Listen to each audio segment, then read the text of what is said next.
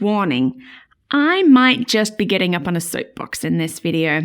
See, this is one that I really do have some very heartfelt opinions about as we look at expectations and advanced development of our children. So be warned, there will be some soapbox moments.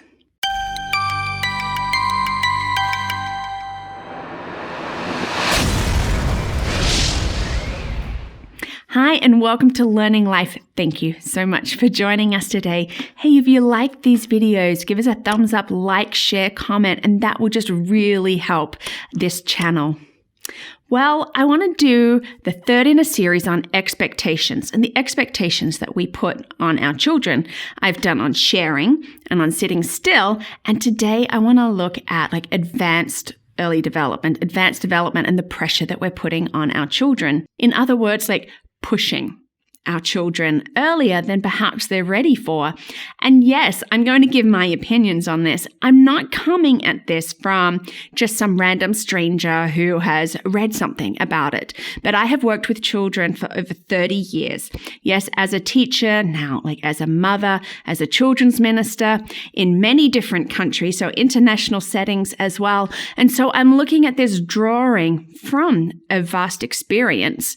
And yes, I do actually have very strong opinions on this, and I'm not actually afraid to give them. And let me just say, I am not wanting to offend anybody with this. I just want to bring my heart. We are pushing our children. We're pushing them earlier. Everything from toilet training and reading to vocab development, sport, all these different things, the academic push. And I look at this and I'm like, oh, it's actually concerning me. Is this good? Is this right? Where is the research that's telling us this? I mean, obviously there must be research if we're pushing academics sooner. If kindergarten's now the new first grade, there has to be some good, strong research showing that this is worthwhile. There's really not. In fact, the research seems to show that we've got to stop doing that and just let it happen, that it's okay for it to be later. In fact, sometimes it's just better late than early. So why are we doing this?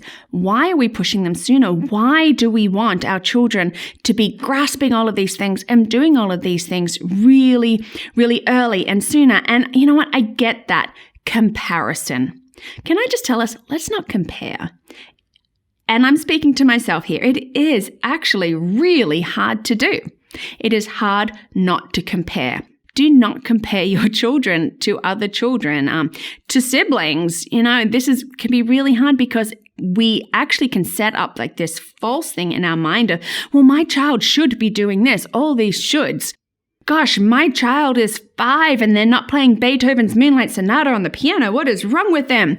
Nothing.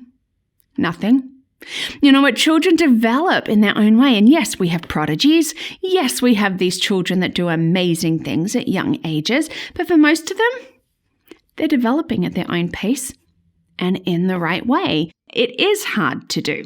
It really is. I have twins, and sometimes I'm like, whoa, no, hang on. They are different children who will develop at their different stages.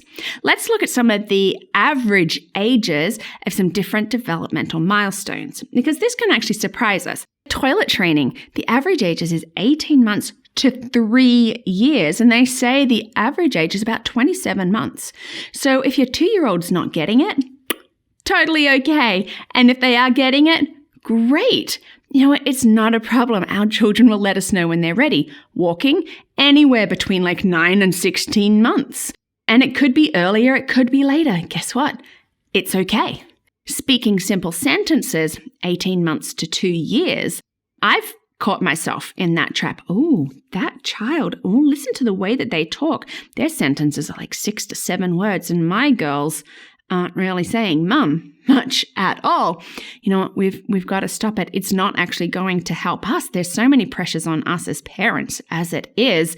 Reading, the average age of really grasping it and getting it properly is 6 to 7, though there are some children around 4 to 5. So let's look at that's at 6 to 7. So why are we pushing and expecting our 4 to 5-year-olds to be fully getting it? Guess what? They might not be ready, and that's okay. And basic math is really not 5 to 7. I'm not talking counting and knowing our shapes, but the concepts and things like that. So again, a wider range and actually later than we seem to be expecting now. And you'll hear me say this again. It's okay. Your child's not getting it now.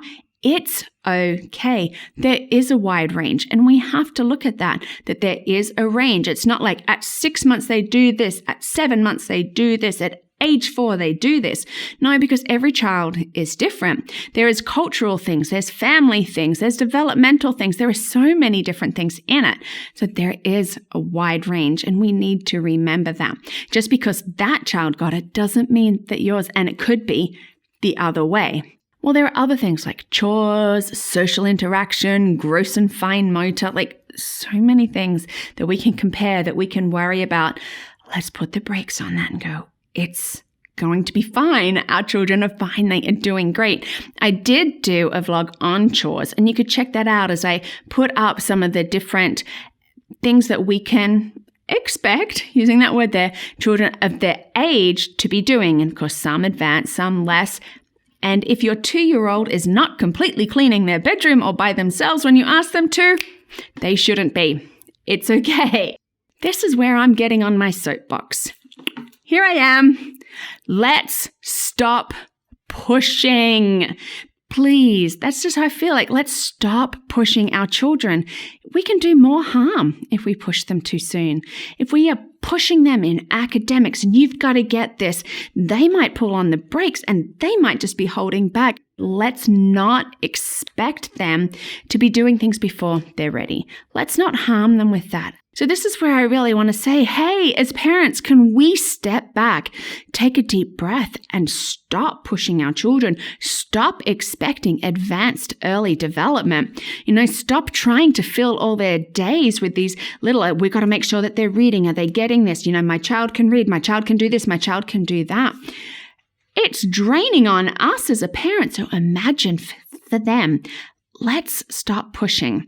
And my husband and I were talking, and we both feel really strongly of let's not steal their childhoods.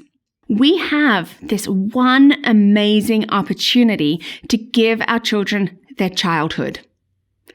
They have one childhood. And there are so many things, and as an adult, you can't do. And in fact, we sat there and we laughed looking at the things that our girls are doing. It's like, as an adult, you really cannot run around butt naked in the backyard pretending to be pirates and going on adventures. I mean, you might. The neighbors might have some serious questions about it. As an adult, we really just can't set up our Playmobil like everywhere in like different stations and have like full stories going on. We sort of have to work, don't we? We just can't play all day. When you're an adult, you can't add water to your moon sand and make it porridge and then add more water and spread it all over the patio and make it into an ice skating rink. We try not to rein our girls in too much because we want them to have a childhood. And I very much believe in free play and everything that they can be learning just by exploring, experimenting, by doing. When we give these opportunities for free play, to roam, to be free, to let those imaginations go wild, we're really giving our children something beautiful. Let's give them a childhood. Let's stop expecting our children to be doing things before they're even really developmentally ready to do so. They'll get it.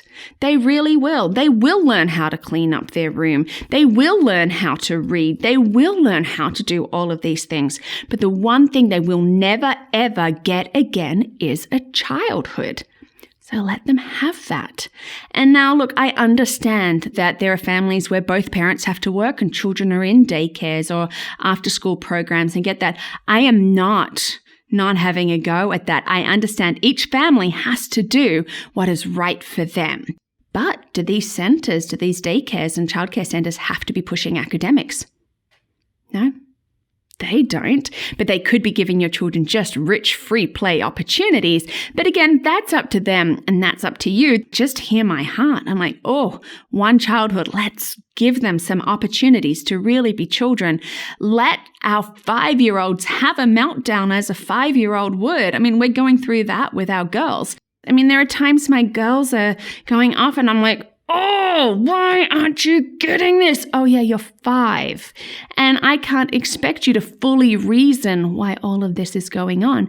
You're a little person with big emotions. So I have to remove the expectation that you can handle it like an adult or like a teenager, even like a 10-year-old because you're 5. But in society, we seem to have that for our children.